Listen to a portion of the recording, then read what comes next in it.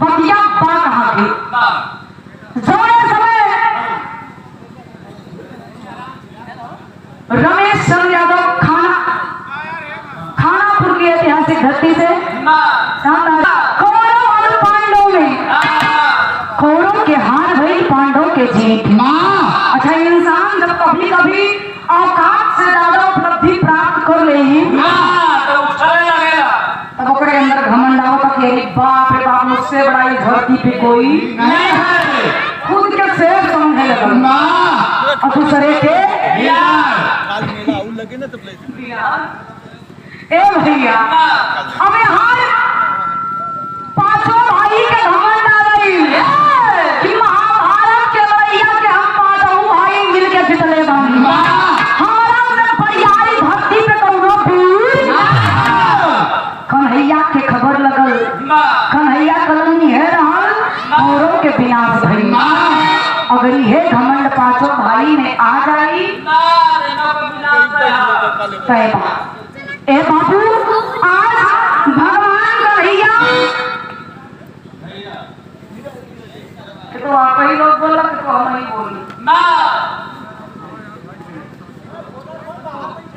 शांति है, निवेदन हाथ जोड़ के ऐसी बड़ी मेरे आपा से हथियार ना दो। लेकिन गौर करिए अपन छोड़ यहाँ पे आखिरकार भगवान कन्हैया अर्जुन से कलन की, अर्जुन तू तो वीर हरिया हुआ, अगर तो के संतामा तो ये थे अश्वमेध यज्ञ करा। वो यज्ञ में घोड़ा के अपने घोड़ा और घोड़वा के ऊपर चुनौती करा। जे घोड़वा के पकड़ी तो घोड़ा से ओकरा के बाबू बतिया कुछ सही हुई। अश्वमेध यज्ञ हुआ, घोड़ा को छोड़ा गया, अब घोड़वा छूटला। अर्जुन घोड़वा के मस्तक पे चुनौती लिखलन, जो भी इस घोड़े को पकड़ेगा वो मुझसे युद्ध करेगा। ए भैया, आज घोड़ा आगे आगे, अर्जुन जी पीछे पीछे। लेकिन यहाँ विराम में एक लगे स्वर्गीय राम देवसाद वाली गजल के नमूना कैसे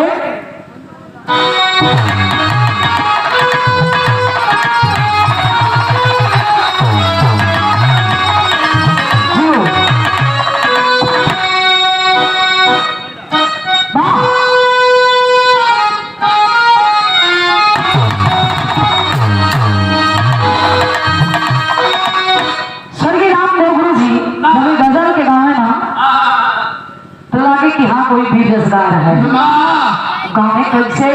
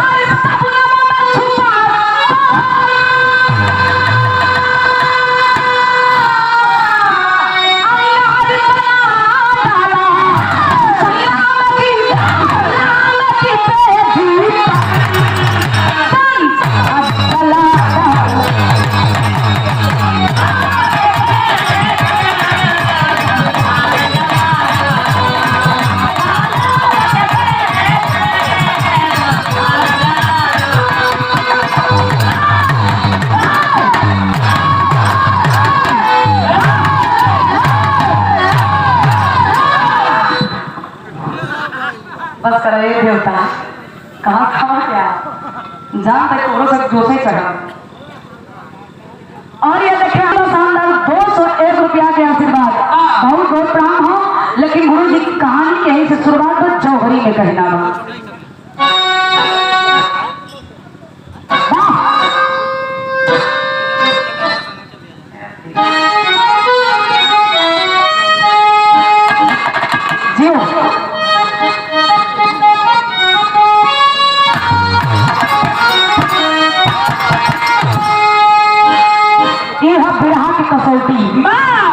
बिरहा आखिरकार होला कहाँ से।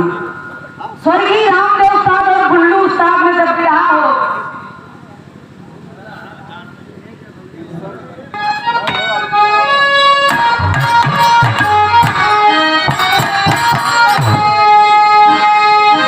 कह रंग दिया लहू से धरती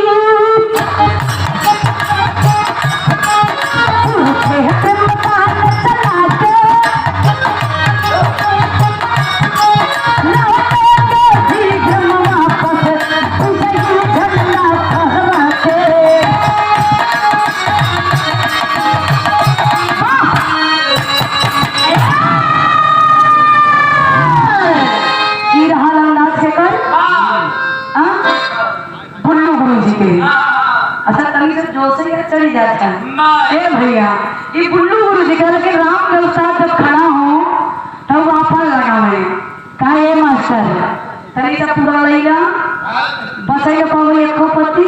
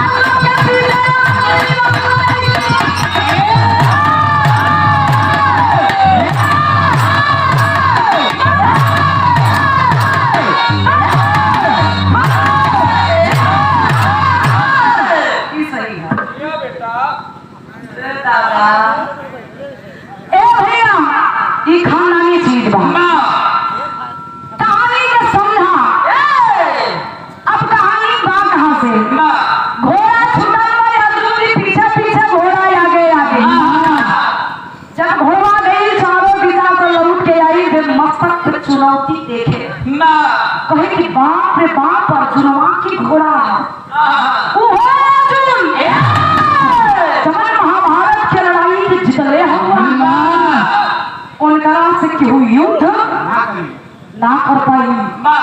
घोड़ा लौट के बाबूजी आया है गांव छोड़े गांव के नाम खमचनपुर बताओ। खमचनपुर के रहे वाली एक नारी कौन नारी को समझ तेरी मूर्ख की बस्ती नहीं नारी मतलब स्त्री मेहरारू समझे ना और पूरा खानदान मूर्ख तुम्हारा खानदान ना ए भैया लेकिन यहाँ पे गौर करा आखिरकार कंचनपुर के रहे वाली प्रमीला जब घोड़ा के देखकर मस्तक पे चुनौती समझ गई कि अर्जुन का घोड़ा है। वो घोड़वा पेड़वा में बदल अर्जुन जी औलन देखत हो कि घोड़ा बदल बा अर्जुन जी चिल्ला के पूछा लगन केकरा में बड़ा हिम्मत भई कि हमार घोड़ा बदल प्रमीला आई नमस्कार हो कोई सा ना दे सची घर वाला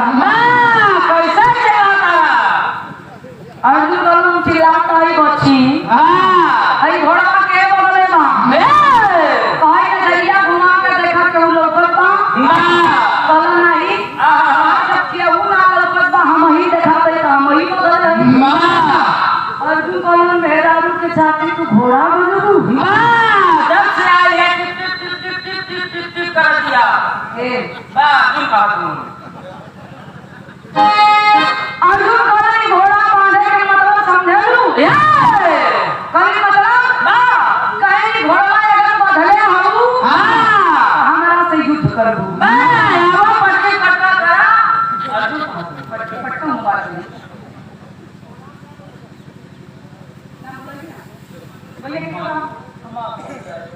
अर्जुन बताऊलन कहा बताऊलन बिहार में एक लाइन तरह हो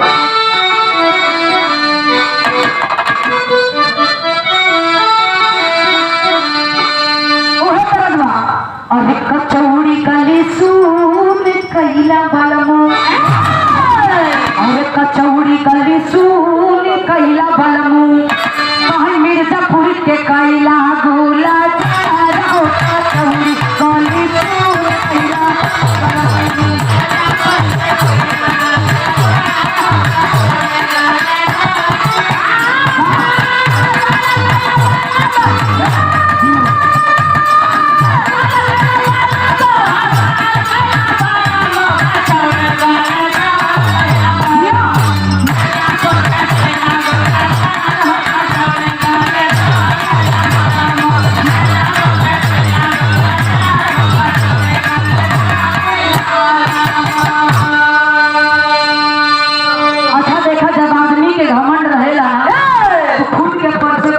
अर्जुन अपन परिचय प्रमीला से देते अरे काहे के मराइल तोहरी मतिया काहे के मराइल तोहरी मतिया काहे घोड़ा होई के आगर पिया काहे के मराइल तोहरी मतिया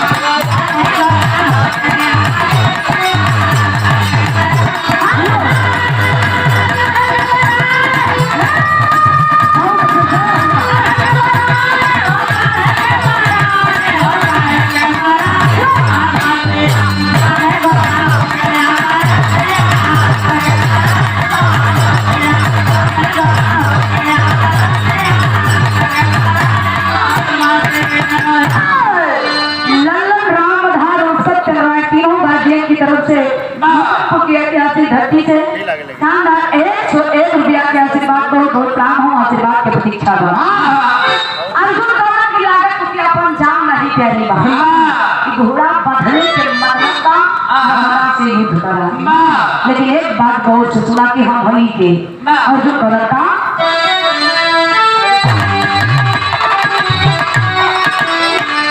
कि यार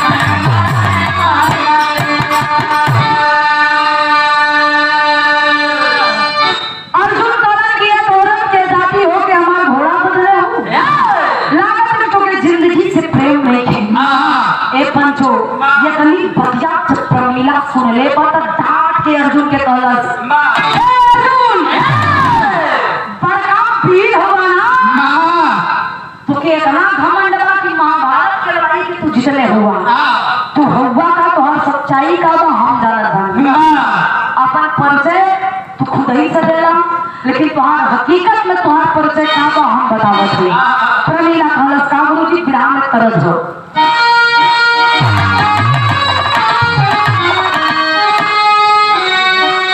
वाह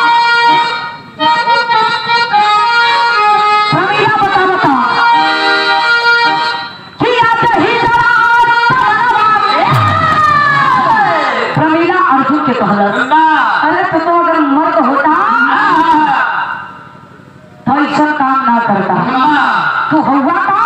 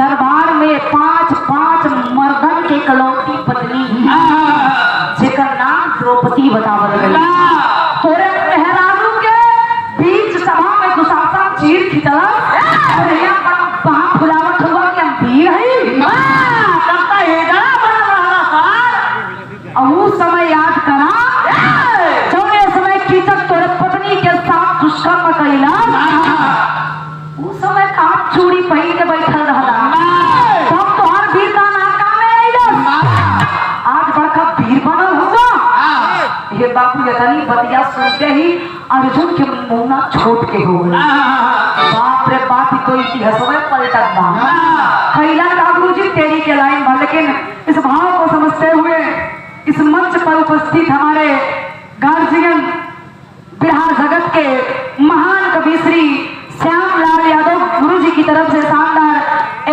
1 रुपया के आशीर्वाद गुरुजी के पैर छू के पहली बार आशीर्वाद की प्रतीक्षा बा सकल समाज के प्राण हो लेकिन तेरी में कहना बा गुरुजी का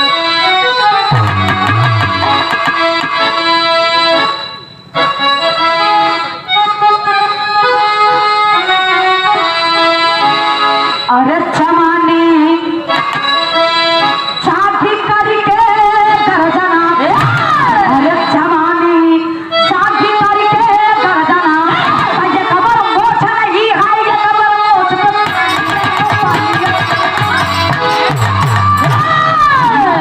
ये खबर मोछ नहीं है ये खबर मोछ पे पानी जमानी जागी करके गरजना ए बापू आज यहाँ अर्जुन की सोचत हुई बाप रे बाप मेहरारू की तरह बढ़ के बोला तो एक जवाब मौका दी भैया से कलन की प्रभु का कही रहे तो भैया हंसे लगलन कि हम अर्जुन कुछ ना कर पाए महाभारत की लड़ाई ना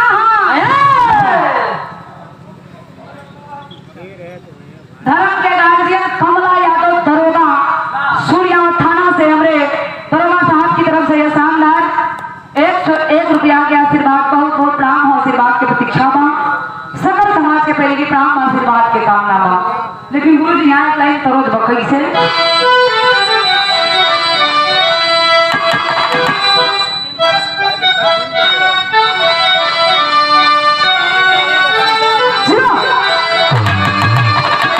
प्रमीला कहली का कहली भैया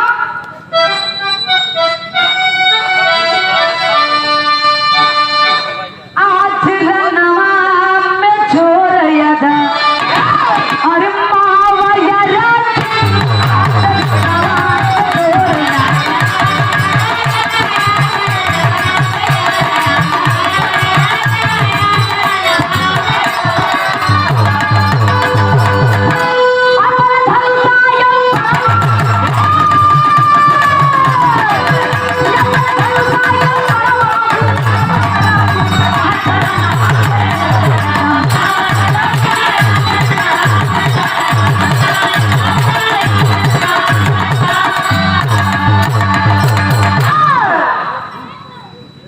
यह देखिए हमारे guardian Shri Bhairav medical store Baswapur के प्रोप्राइटर कृष्ण कुमार यादव उर्फ गोविंदा फार्मास्यूटिक की तरफ से मेरे भैया की तरफ से शानदार 101 रुपया की आशीर्वाद बहुत बहुत प्रणाम। गोविंद भैया के मालिक कर मेडिकल स्टोर चमकत रहे और सबके सेवा करत रहे। लेकिन आजकल भैया खबर हो मेडिकल स्टोर में गलती होता बुखारे दवाई नंबर पेट दवाई मिल जाती है। लेकिन हमारे यही भैरव भैया कृष्णा भैया गोविंद भैया के मेडिकल पढ़ल लिखल लोग खोल ले जब 10 तक पढ़ के मेडिकल स्टोर खोलबा तो डॉक्टरी के बारे में कहाँ से तुमको पता हुई। बहुत बहुत धन्यवाद बा। लेकिन गुरु जी यहाँ प्रमीला ललकार के अर्जुन के कलश की अर्जुन घोड़ा बदले ही तो तंबा हमरा से युद्ध करा और अपन घोड़ा के कहलिन का कहलिन अरे हंस के बचन बोले है मुरारी हुए के रक्षा करब धनु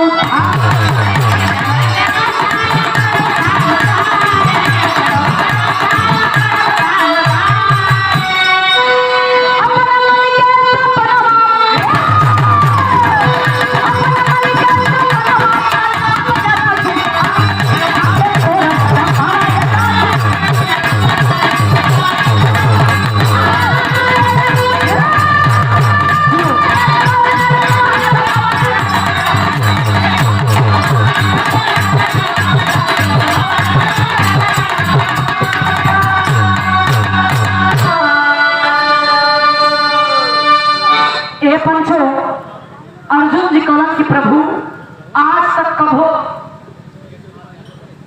यदुनाथ यादव बसवापुर की ऐतिहासिक सरजमी से शानदार 101 रुपया के आशीर्वाद बहुत बहुत करेगी प्राण हो आशीर्वाद के प्रतीक्षा भाव के पता बच्चे जना सीध भी ठंडी में नुकसान करत ए भैया। लेकिन यार प्रमीला ललकारत है अर्जुन कलम का हो नहीं आज तक कभो मेहरारू पे हम अपन ताकत ना देखली लेकिन आज तो लागत वो देखवही के पड़ी कुछ उपाय बतावा। कन्हैया हंस के चल देला ने भैया लेकिन यहाँ होत का बा कहे ना कैसे लाइन चेंज हो गई विराम सर्गी राम दुस्तार वाली तर्जमा।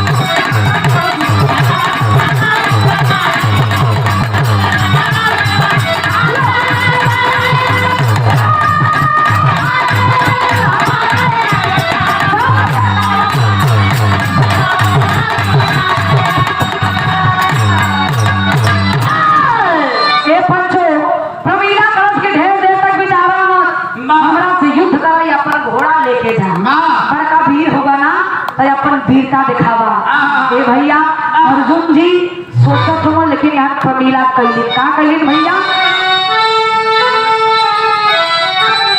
और सेना से कह दो लड़े जोर भर के ये जागो घोड़ा पामर जी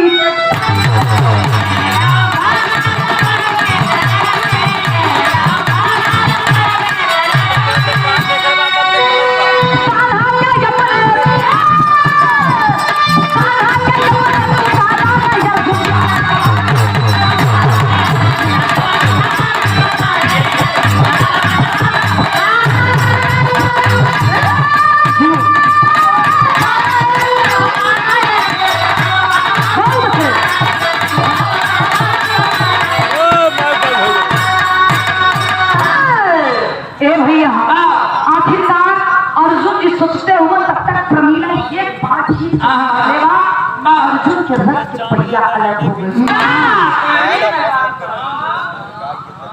बैठा देवता तू केकरो पर फरा दा अर्जुन जी गुस्सा। अच्छा ए भैया आज प्रमेला जब बाण खींच के मरला अर्जुन जी रथ के पहिया अलग, अर्जुन जी जमीन पे गिरल हुआ एक पंचो।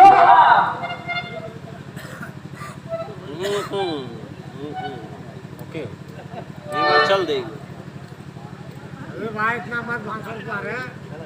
चोरई पाठक मेजर यादव कैलाश नाथ के मार्गदर्शन पर चलने वाले हमारे दोनों गार्जियन की तरफ से 101 रुपया के आशीर्वाद बहुत बहुत काम हो, आशीर्वाद की प्रतीक्षा हो। ए बापू अर्जुन जी जमीन पे गिरलन कुछ क्षण खातिर भी होश हो गई। मां उठ के बैठा बेटवा का भया होश आई हो ये पंचो। जब होश आई ज्यादा जब होश आई तो अर्जुन जी देखत हो कि हम जमीन पे गिरल बानी। अच्छा अगर एक वीर पुरुष जमीन पे गिर जाई तो बाप रे बाप ओकरे लिए सोचली वाली बात बा। पानी ना मन होई तो जीते जी मर जाई। अर्जुन जी घबरा के उठला और कैलन का गुरुजी चौरिया के भाव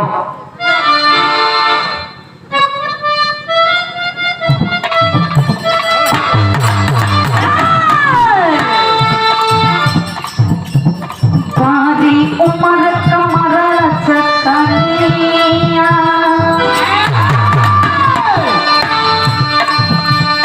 बाजी उमर कमर चकनिया होलिया की नहीं होली के पनिया होली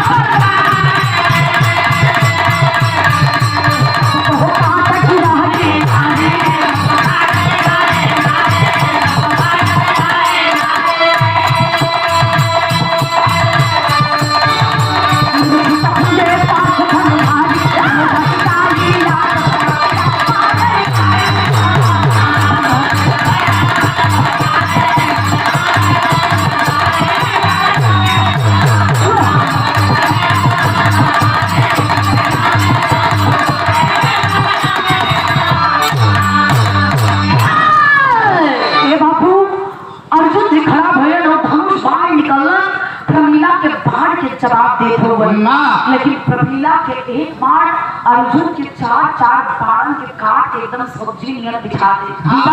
एक तरफ से सेना के काट कर गिरा दी। अर्जुन के अखिया की खुली मुना के बाल के बावर हो गई।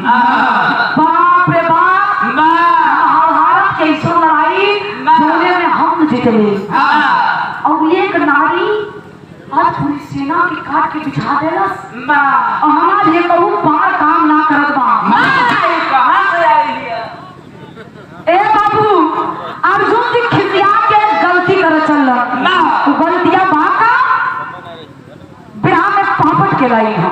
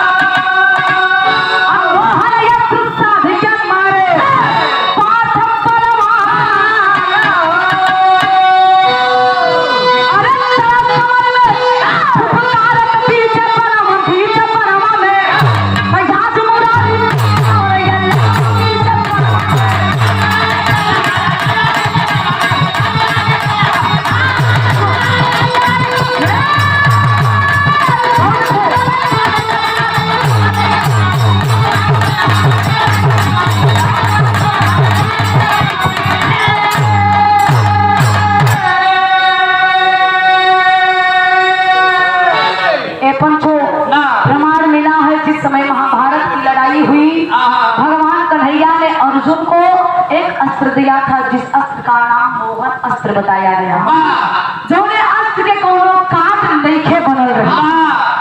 कन्हैया कलन की बेटा अर्जुन, ए अर्जुन करण अर्जुन, ध्यान दिया, अगर यश के कबो जिंदगी में चलेगा तो पूरी दुनिया खत्म हो जाएगी। एक पंचो, लेकिन अर्जुन कहलन कि प्रभु आज हमरे ऊपर संकट आया, प्रभु भाग गई ना, आज हमें बात चलावे चल बारी, दुनिया नहीं तो रही, जाई त जाई, मारे न छोड़, साल कहें वाह। ए भैया कन्हैया के याद कैलन अर्जुन, करण आप बात बेटा पे बात, इन मेहरारू के हाथे अगर हार गई तो दुनिया में मुंह दिखावे लगे ना। ए पंचो मोहन यत्र के याद कैलन, जब मोहन अस्त्र आइन बा तो प्रणाम कैलन और चला दिया मोहन अस्त्र को। मोहन अस्त्र फुटकारत की चलल बा समर में प्रमीला की तरफ, जब प्रमीला की तरफ गए तो बहुत काबा गुरुजी आधा के भाव बा।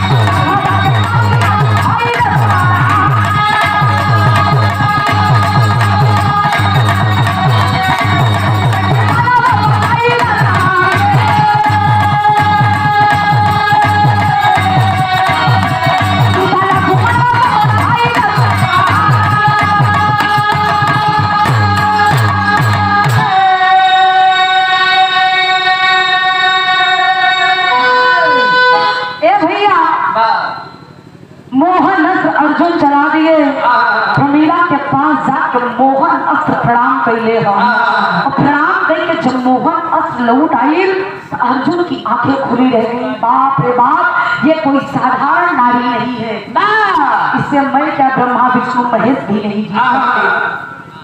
अर्जुन की चिंता हो गई।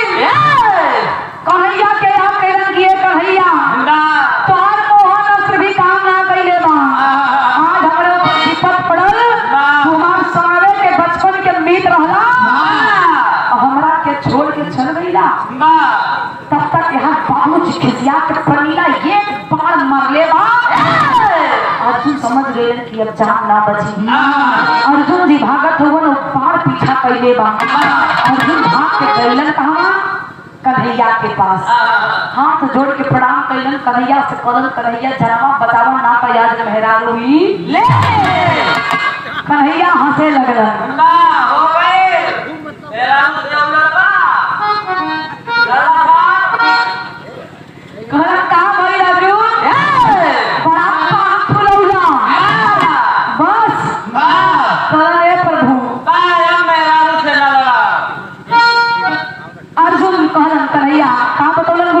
अंजलि के लाइन बा।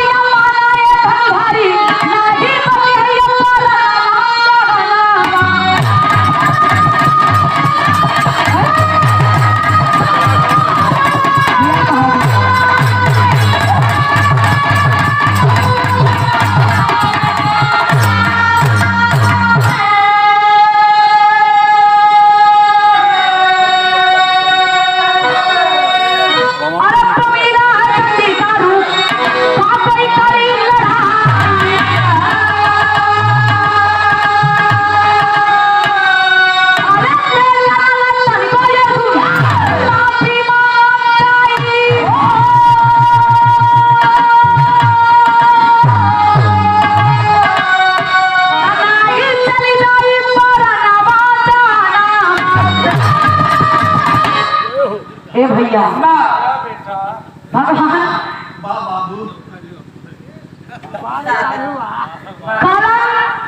कन्हैया प्रमीला कोई साधारण नारी नहीं है। हजार का बोला इस माफी मांगा और बड़ा चक्कर में रहा तो और जान चल गए। अर्जुन तो शरीरिया कापत को कल ले पर वहीं जाके मफिया मांगली तो तिरिया पिछवा बना गलत नहीं अर्जुन, वो क्षमा की देवी है, क्षमा की देवी है, दया की देवी है, हमेशा क्षमा कर देती है। अगर आपको पछतावा है तो जाके माफी मांग ला जोन पाप करे है। ए भैया अर्जुन के समझौलन जब समझौलन तो भैया का गुरु जी